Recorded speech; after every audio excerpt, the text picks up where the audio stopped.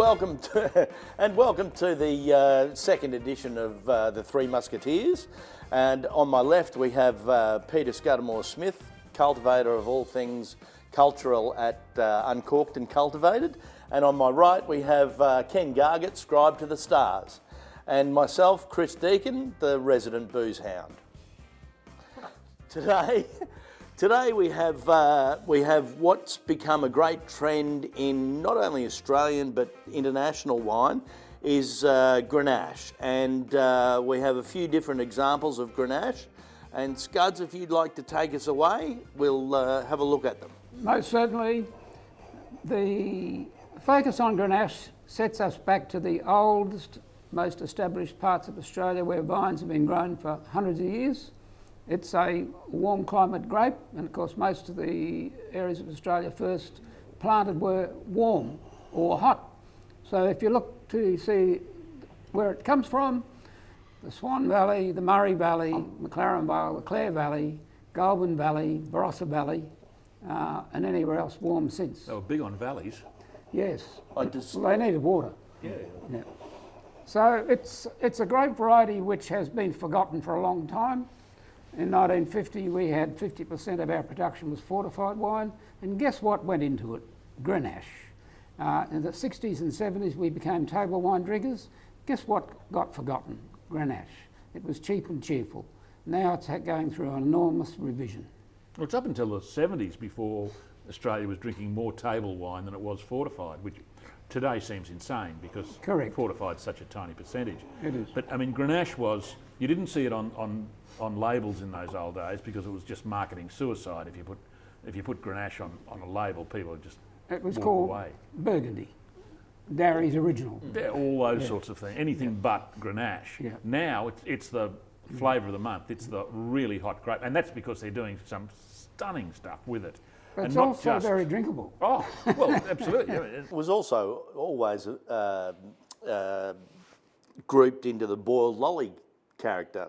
Well, they made everything from sparkling reds, table wines, Great rosé, a lot of rosés from it, Paraport, fortifieds, muffins, Grenache grapes into muffins. I mean, it was used for anything.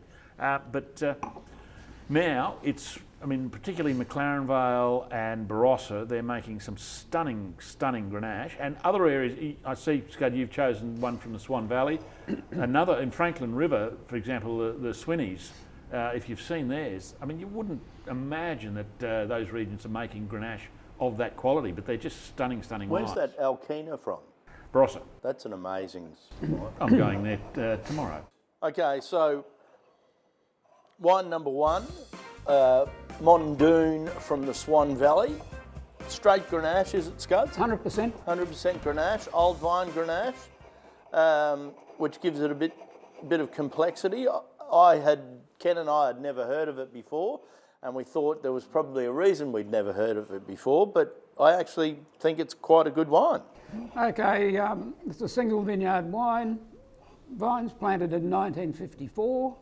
They're bush vines, in other words, they don't have a trellis, so they sit upright, so the sun gets protected, the grapes get protected from the sunlight because it's not like a trellis. This wine's just been made in old barrels and to give it the personality. And let's face it, it's just a nice, rich, easy drinking, slurpable grape variety, which I can commend to you. And that's the thing. You talk about the bush vines and no new oak, and that's the way that we're seeing most of these really good Grenache coming through. They come from bush vines, which you drive through a vineyard region, instead of having the lovely trellises and that, these things are just hanging around the like triffids.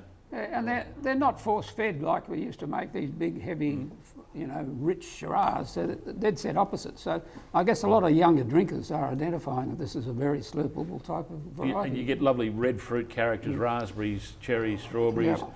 The tannins are often sort of a combination of lovely silky tannins, and sometimes just a tiny bit of sandiness to those tannins. And that's one of the ways, if you get served a glass and you don't know what it is, you can pick Grenache, is that just a touch of those sandy tannins creep in. The wine's aged beautifully. And a little bit of lollipop. They've got lovely red fruit. They're juicy and delicious. It's as simple as that. You're going to pop the top off the second one. This, when we pull the screw cap off, that thing was left. It happens occasionally. If it happens to you, don't worry about it. If you need the bottle to be resealed, if you're not going to finish it, just squeeze the thing back in, and you're right. And then away we go. Let's try some Shottesbrooke. Do you want to talk while I pour? I need to try the... Oh, Shottesbrooke is McLaren Vale. These are old vines. This is 2018 vintage. The Mondoon was 2019 vintage. So we're lucky enough in Australia to have some people who didn't pull the vines out and actually kept the old vine material. And we've got places like Cirillo and Yangara, who have some really old material. And as we know, old material leads to a little bit more complexity and a little bit more interest in the wine. This wine's a little bit more supercharged on the nose. It's got a lot of rich strawberry jam, honeys, power, alcohol, very, very aromatic. Yeah, that's a Shiraz lover's Grenache. Big, sort of almost chocolatey style of... Lots of oomph. Yeah. But the telltale lollipop on the palate, in the middle flavour, just lollipopping, and that is the stamp of Grenache. And that's got those slightly sandy tannins as well as the silkiness. It's full of flavour. And nice spice. Yep. Bit of coffee bean. Yep. And a little bit of acidity to help, marry that heavy fruit. And it's fruity. Yeah, it's just a delicious drink. That'd go very well on a wine show. Yeah. Look, the number of you look at the guys like Turkey Flat's another one. John de Vale, what they're doing. Ministry of Clouds in McLaren Vale. There's so, I know I'm going to forget a whole heap. Let's jump to the third wine, otherwise we'll run out of time, guys. I thought we were unlimited. Not the case. So this wine is 50% Grenache and 50% Shiraz. This is French, Rhone Valley. It's the blood life of 70% of the producers in the Rhone Valley. Cotes du Rhone. Rhone coast, Rhone slopes. And this is from the same mob as Beaucastel? Same people as Beaucastel, but it's the major product grown in the Rhone, and it's generally half Grenache and half Shiraz. Why? Bit of Mourvedre occasionally. Yeah, occasionally. But why is this? We haven't talked about the fact that Grenache suffered a lot from lack of colour. Particularly in Australia, sometimes you have to hang it high, hang it long and get a high alcohol, and quite often to get colour. So the way to stop it was to add some Shiraz to it. So that took off 50 years ago. And it's now the most popular style coming out of the Rhone. And whilst it's normally used as a blend, I mean, Chateau Neuf du Pape, for example, has the 13 grapes, so including a couple of whites that you can use, and these guys do in their proper Chateau Neuf use all 13. Yep.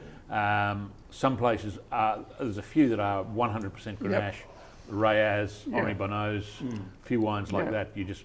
But Chateau Neuf is Grenache dominant. Yeah, absolutely. Southern Rhone's Grenache dominant. Yeah, this is more commercial.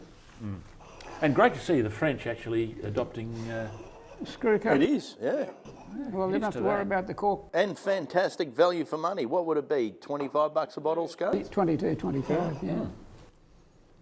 You'd drink that for $25 bucks. Absolutely. Just like Gigal Cote de Rhone. Absolutely. I've tried to convince the guys that bring it in to do a vertical of the basic Cote de Rhone, because those wines last so well. They're such incredible value. People dismiss them. Think, they've got to just be guzzled without thought. This is a home pour for us. Yeah, absolutely. They just are seriously good wines with results. Yeah. Well, I hope that's helped you in your search for Grenache, and it's an amazing variety that is too often overlooked, but has now sort of become the new black. I hope that's given you a little bit of an insight into where it comes from and why it is. That's the Three Muscateers signing off, and we'll see you next episode. Three Muscateers is brought to you by Grays. If you like the wines the boys tried today, click the link below. When flying, Chris, Ken and Peter prefer to be in an aeroplane. This has been a Three Muscateers production.